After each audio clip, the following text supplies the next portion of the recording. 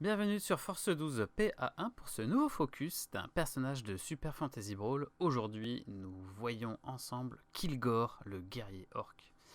Alors Kilgore est un personnage relativement tanky au niveau 1, puisqu'il a 1 d'armure et seulement 7 points de vie de base. Et quand il passe de niveau 2, il gagne 1 point de vie supplémentaire et il a la capacité d'ignorer les stuns. Alors sa capacité elle est situationnelle et peu utile. Et le PV, le point de vie qu'il gagne, lui permet d'être au même niveau que les autres personnages à 1 d'armure, donc rien d'extraordinaire. Surtout qu'avec ses cartes, il ne passera quasiment jamais de niveau 2.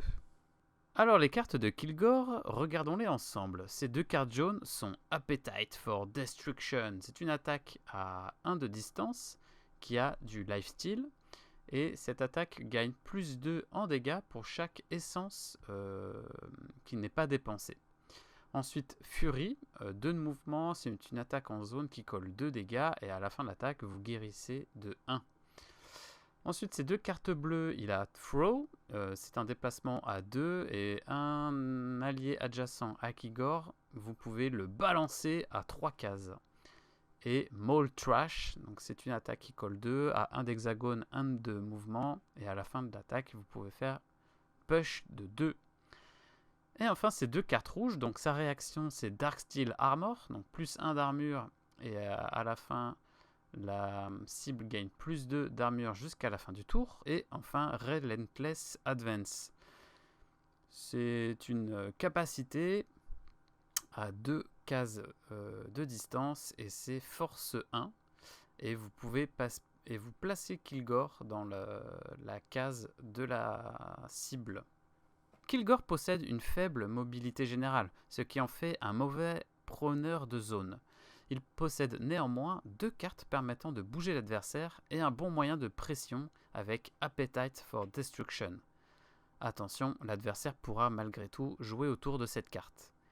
Il possède également un moyen de repositionner ses alliés en carte bleue, ce qui peut être intéressant. Sa réaction ne sera malheureusement utilisée dans la majeure partie des cas que comme un plus 1 d'armure, mais reste un bon moyen d'assurer à une figurine de rester en vie un tour crucial. Malgré son manque de mobilité, Kilgore ne profite pas des bonus de mouvement classiques, Chuchiao, Nevamor ou Goldar, car ce sont des cartes jaunes et que Kilgore possède 2 attaques en jaune. Les synergies principales de Kilgore vont être avec des personnages ayant des attaques en jaune et rouge et qui pourront utiliser le throw de Kilgore pour atteindre plus facilement l'ennemi. On pense alors à Corvash pour ses cartes Leaping Strike, Chop, Sap Strength et Hell Hot No Fury, et enfin à Taz pour ses cartes Charge, Rodeo et Finishing Blow.